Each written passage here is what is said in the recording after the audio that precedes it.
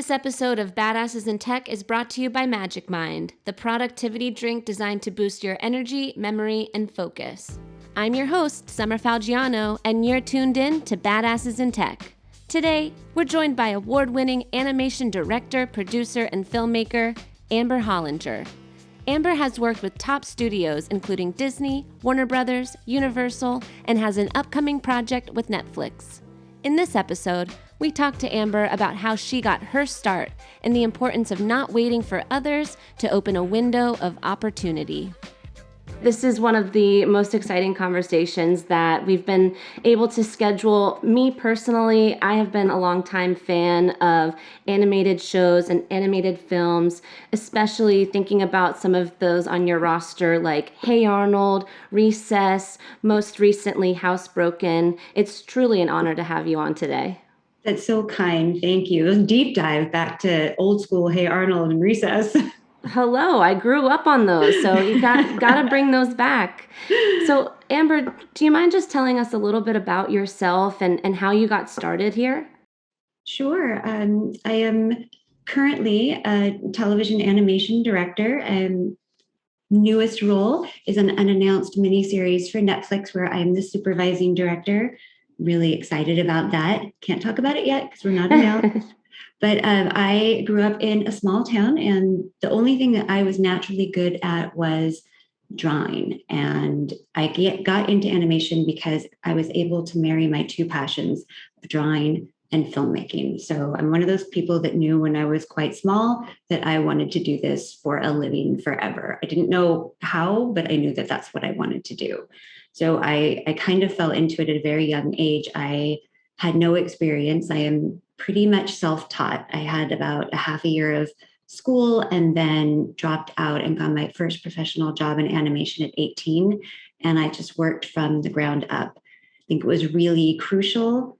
Part of what I feel is my success as I grew as an artist was paying attention to everyone else's job around me, learning as much as I could, because without formal education, how was I going to get that skill set? So whatever anyone would teach me, working extra hours, skill building on the side, practicing and honing, you have to have like a real passion for this line of work. It is not for sissies.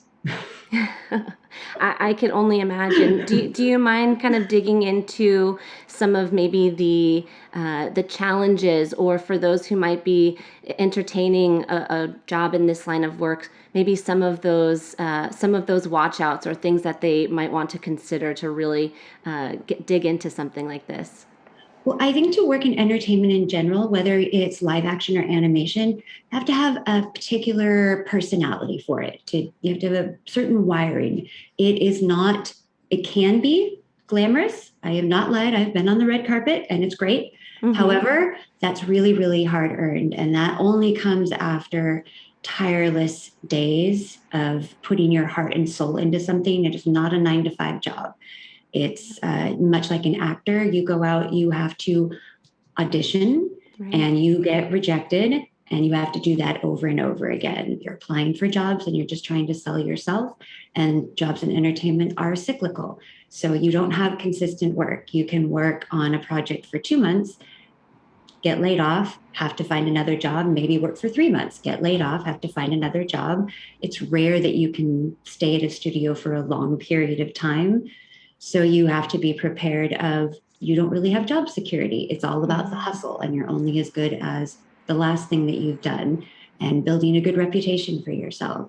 So those are some of the things to watch out for. If you are a person that is in it for the fame and glory, probably not the right reason to get in it. If you are a person who is looking for a normal life, meaning you go in 9 to 5 and go home, that's also not for you. I, on average, work anywhere from 12 to 15 hours a day. Mm-hmm. I love it. It's brutal, right, but there's no mistaking the work that you put in is massive.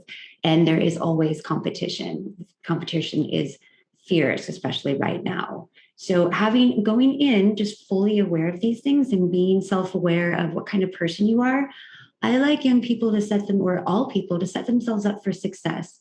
don't put yourself in a place where you're going to fail. Really assess who you are and play to those strengths.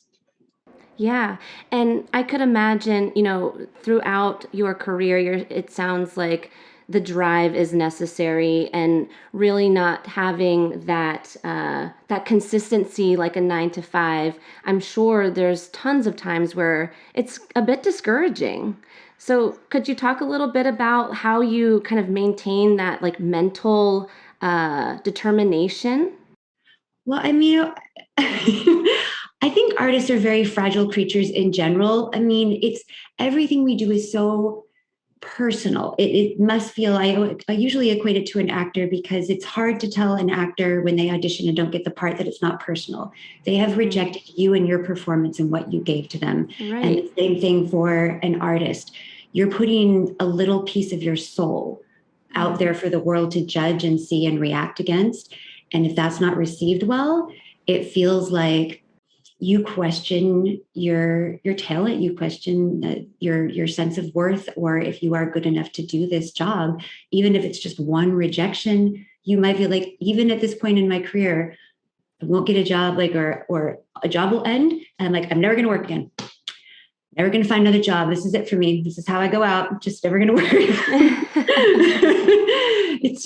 It's really mentally it's tough. But having an undying love, like, I have only grown in my love and passion for this work. It has never wavered from the time that I started. I absolutely love it. So I think having an intense love and drive to Yeah. not give up.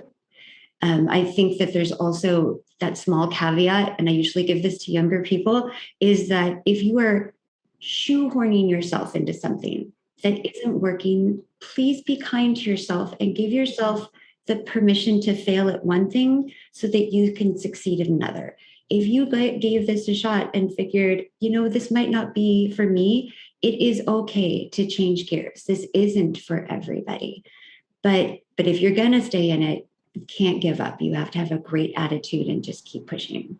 Yeah. That kindness is so important. And I think for people in any industry, I mean, in my line of work, there's lots of writing and a lot of, how does this resonate? Lots of people kind of checking it out. And there is some time where, oh my gosh, if they don't like it, then I can't help but take it personally. It's so for you, it's the layer of the work that's being critiqued or judged or accepted. And also, you can't help but attach your own personality to it. So, or especially what you're saying, you're in this art, you're putting a little piece of yourself. So I'd love to hear a little bit. I personally don't know too much about the creative process, and I find it fascinating that you dropped out and pursued this passion. So what was that very first maybe pitch like, or that very first acceptance like how can you tell me a little bit more about how that process went, how you broke in? Oh, I had maybe an unorthodox way of getting my foot in the door, and it really just came from ignorance and lack of experience.